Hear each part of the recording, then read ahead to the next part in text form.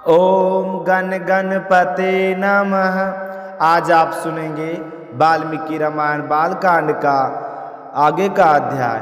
तो प्रेम भाव से कहिए गणेश जी महाराज की जय हो, सियावर रामचंद्र भगवान की जय हो, हनुमान जी बाबा की जय हो। जब राजा दशरथ जनकपुरी से अपने पुत्र और पुत्रवधू के साथ अयोध्यापुरी को लौट रहे थे, उस समय पृथ्वी को कंपी हुई बड़े बड़े वृक्षों को धराशायी करते हुए जोरों से आंधी चलने लगी।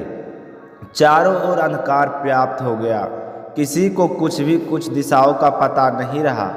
धूल से ढक जाने के कारण सारी सेना मूर्छित सी हो गई। तभी राजा दशरथ ने देखा कि क्षत्रिय राजाओं का मान मर्दन करने वाले भरगुल नंदन जमगदन कुमार परशुराम जी सामने आ रहे हैं। वे बड़े भयानक से दिखाई दे रहे थे। उन्होंने मस्तक पर बड़ी बड़ी जटाएं धारण कर रखी थी। वे कैलाश के समान दुच्छ और कालअग्नि के समान दुष्प्रतीत हो रहे थे। तेजोमंडल द्वारा जाजलमान से हो रहे थे। साधारण लोगों के लिए तो उनकी ओर देखना बहुत ही कठिन था। उनके कंधों पर फरसा रखा था और हाथ में धनुष और भयंकर बाण लिए हुए थे। त्रिपुर विनाशक भगवान शिव के समान लग रहे थे। प्रज्वलित अग्नि के समान भयानक से प्रतीत होने वाले परशुराम जी को वहां देखकर जप और होम में तत्पर रहने वाले वशिष्ठ आदि सभी ब्राह्मण ऋषि वहां पर एकत्रित होकर आपस में बातें करने लगे कि क्या अपने पिता के वध से अमरस के वंशीभूत होकर यह क्षत्रिय का संहार तो नहीं कर डालेंगे। पूर्व काल में क्षत्रियों का वध करके उन्होंने अपना क्रोध उतार लिया। अब इनका बदला लेने की चिंता तो दूर हो चुकी है, अतः फिर क्षत्रियों का संहार करना इनके लिए अवशिष्ट नहीं है, यह निश्चयपूर्वक कहा जा सकता है। ऐसा कहकर ऋषियों ने भयंकर दिखाई देने वाले भर गनंदन परशुराम जी को आर्घ्य लेकर दिया और कहा राम राम। ऐसा कहकर फिर उनसे बड़े ही मीठे शब्दों में बातचीत करने लगे। ऋषियों को दो ही उस पूजा को स्वीकार करके प्रतापी जमदग्नि पर सुपुत्र परशुराम जी ने श्री राम से कहा कि हे दशरथ पुत्र श्री राम, मैंने सुना है कि तुम्हारा पराक्रम बड़ा ही अद्भुत है। तुम्हारे द्वारा शिव धनुष के तोड़े जाने का समाचार मुझ तक पहुंच चुका है। उस धनुष को तोड़ना अद्भुत और अचिंतनीय है। उसको टूटने की बात सुनकर मैं एक और उत्तम धनुष बाण लेकर आया हूँ। फिर उस धनुष को दिखाते हुए कहा कि यह है वह धनुष जमद अग्नि कुमार परशुराम का भयंकर और विशाल धनुष। तुम इसे खींचकर इसके ऊपर बाण चढ़ाओ और अपना पराक्रम दिखाओ।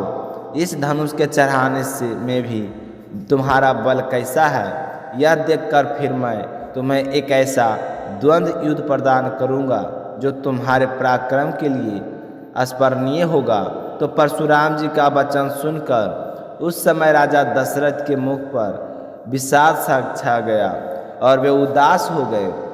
दीन भाव से हाथ जोड़कर कहने लगे कि हे ब्राह्मण, आप स्वाध्याय और व्रत से शोभा पाने वाले भृंगुवंशी ब्राह्मणों के कुल में उत्पन्न हुए हैं और स्वयं भी महान तपस्वी और ब्रह्मज्ञानी हैं। क्षत्रियों पर अपना रोष प्रकट करके अब शांत हो चुके हैं, इसलिए मेरे बालकों पुत्रों को आप भय दान देने की कृपा करें, क्योंकि आपने इंद्र के समीप प्रतिज्ञा करके शास्त्र का परित्याग कर दिया है। इस तरह आप धर्म के तत्पर होकर कश्यप जी को पृथ्वी का दान करके वन में आकर महेंद्र पर्वत पर आश्रम बनाकर रहते हैं। हे महामुनि, इस प्रकार शस्त्र त्याग की प्रतिज्ञा करके भी आप मेरा सर्वनाश करने के लिए कैसे आ सकते हैं? अधिक कहें तो मेरा रोष का केवल राम है। एकमात्र राम के मारे जाने पर ही हम सब लोग अपने जीवन की परित्याग कर देंगे। तो राजा दशरथ इस प्रकार बोलते हुए, परंतु प्रतापी परशुराम ने उनकी बातों की अवहेलना करते हुए श्री राम से ही बातचीत जारी रखी। राजा दशरथ की कोई भी बात का जवाब नहीं दिया। वे बोले कि रघुनंदन, यह देखो, दो धनुष सबसे श्रेष्ठ है और दिव्य थे। सारा संसार इन्हें सम्मान की दृष्टि से देखता था। साक्षात विश्वकर्मा ने इन्हें बनाया था। यह बड़े परवल और रीढ़ थे। इनमें से कोई एक को देवता ने त्रिपुरासुर से युद्ध करने के लिए भगवान शंकर को दिया था, जिससे त्रिपुर का नाश हुआ। और वही धनुष था जिसे तोड़ा था। और दूसरा धनुष यह है जो मेरे पास है। इसे श्रेष्ठ देवताओं ने भगवान विष्णु को दिया था। हे श्री राम, शत्रु नगरी पर विजय पाने वाला यही वैष्णव धनुष है। हे दशरथ पुत्र श्री राम, यह भी शिव जी के धनुष के समान ही प्रबल है। उन दोनों समस्त देवताओं ने भगवान शिव और विष्णु के पलाबल की प्रतीक्षा के लिए पितामह ब्रह्मा जी से पूछा था कि इन दोनों देवताओं में कौन अधिक बलशाली है। देवताओं को इस अभिप्राय को जानकर सत्यवादियों में श्रेष्ठ पितामह ब्रह्मा जी ने उन दोनों देवताओं शिव और विष्णु में विरोध उत्पन्न कर दिया। और विरोध पैदा होने पर एक दूसरे को जीतने की इच्छा रखने वाले शिव और विष्णु में बहुत ही भयंकर युद्ध हुआ, जो रोंगटे खड़े कर देने वाला था। उस समय भगवान विष्णु ने हुंकार मात से ही शिव जी के भयंकर बलशाली धनुष को शिथिल तथा त्रिनेत्रधारी महादेव जी को भी स्तंभित कर दिया। तब ऋषि समूह तथा चरणों सहित देवताओं ने आकर उन दोनों श्रेष्ठ देवताओं से शांति के लिए याचना की। फिर वे दोनों वहाँ शांत हो गए। भगवान विष्णु के पराक्रम से शिव जी के उस धनुष को अस्थिर हुआ देख ऋषियों सहित देवताओं ने भगवान विष्णु को श्रेष्ठ माना।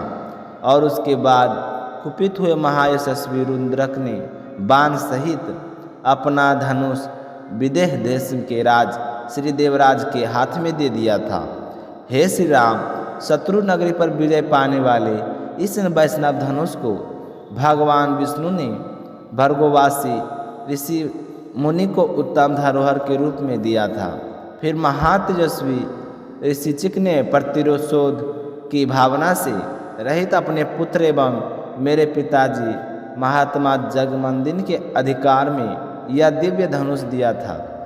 तब तपोबल से संपन्न होकर मेरे पिताजी जगमगन अस्त्रों शास्त्रों का परित्याग करके जब ध्यानस्थ होकर बैठे थे, उस समय प्राकृतिक बुद्धि का अर्चय होने वाले कीर्तिवीर कुमार अर्जुन को उनको मार डाला था। मेरे पिताजी का इतना भयंकर वध किया जो उनके योग बिल्कुल भी नहीं था। उन्हें इस तरह की दर्दनाक मौत दी, ऐसी उनकी कोई गलती नहीं थी। और मुझसे मेरे पिताजी का इस तरह भयंकर वध सहन नहीं हुआ, एक ऐसा वध जो उनके योग नहीं था। जब मुझे इस बात का पता चला तो मुझे बहुत ही दुख हुआ और दुख के साथ साथ मुझे बहुत ही गुस्सा आया। मैंने रोषपूर्वक बार बार उत्पन्न हुए क्षत्रियों का अनेकों बार संहार किया, वरना उससे पहले क्षत्रियों से मेरी कोई दुश्मनी नहीं थी। पर उन्होंने मेरे पिता को इतनी बेरहमी से मार डाला तो मैंने उसी का बदला लेने के लिए उनका संहार किया था। इससे आगे सुनेंगे कल के सर्ग में। प्रेम से बोलिए सियावर रामचंद्र भगवान की जय हो। तो अब सुनेंगे हम दूसरी कहानी, क्योंकि कभी भी रामायण का सर्ग अकेले में नहीं सुननी चाहिए। इसी के साथ हम सुनेंगे एक दूसरी कहानी। एक समय की बात है, बूढ़ी माई के घर के पास एक सेठ जी का मकान बन रहा था। तब बूढ़ी माई मकान बनाने वाले मिस्त्री के पास जाकर बोली कि बेटा, मुझे पत्थर की मूर्ति बना दे, मैं गणेश जी की पूजा करती हूँ। मिट्टी का गणेश जी बनाती हूँ, पानी लगते ही वह तो गल जाता है, तो मैं तो बूढ़ी हो चली हूँ, मुझसे रोजाना गणेश जी की नहीं बनाया जाता है। इसलिए बेटा, तू मेरे लिए एक पत्थर का गणेश जी बना दे। गणेश भगवान तेरी सारी मनोकामनाएं पूर्ण करेंगे। तो बूढ़ी माई की बात सुनकर मिस्त्री बोला कि हम तुम्हारे लिए मूर्ति गढ़ेंगे, उतनी देर में तो हम अपनी दीवार बना लेंगे। हमारे पास इतना समय नहीं है कि सेठ जी का काम बीच में छोड़कर हम तुम्हारे लिए मूर्ति बनाएं। तो यह सुनते ही बूढ़ी माई को बड़ा ही दुख हुआ और वह मन ही मन कहने लगी कि भगवान करे तुम्हारी यह दीवार कभी ना बने। यह कहकर बूढ़ी अम्मा अपने घर चली गई और मिस्त्री और मजदूर दीवार बनाने में लग गई। अब दीवार जैसे ही बनाई तो वह टेढ़ी हो जाए तो दीवार को तोड़े, फिर से बनाए, फिर सीधी दीवार ना बने। इस तरह पूरा दिन एक ही दीवार को तोड़ते बनाते हुए शाम बीत गया। शाम को सेठ जी आए और कहने लगे कि आपने अभी तक कुछ नहीं किया। तो मिस्त्री ने बूढ़ी माई के आने की सारी बात बताई। तो सेठ जी ने सुनकर बूढ़ी माई के पास गए और प्रणाम करके कहने लगे कि माँ जी, आप आशीर्वाद दो कि मेरा मकान जल्दी से बन जाए। मैं तुम्हारे लिए पत्थर का क्यों, सोने का गणेश जी बनवा दूंगा। तो यह सुनकर बूढ़ी माई बहुत ही प्रसन्न हुई और उसने सेठ जी को आशीर्वाद दिया कि बेटा, बिना कोई विघ्न के तेरा मकान जल्दी से पूरा हो जाएगा। तो सेठ जी ने आकर देखा कि टेढ़ी दीवार थी वह बिल्कुल सीधी हो गई थी।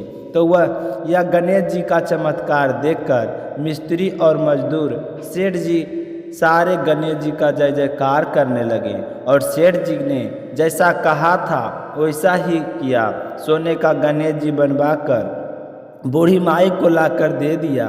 तो यह देखकर बूढ़ी अम्मा बहुत ही प्रसन्न हुई और सेठ जी के ढेरों दुआएं देने लगी।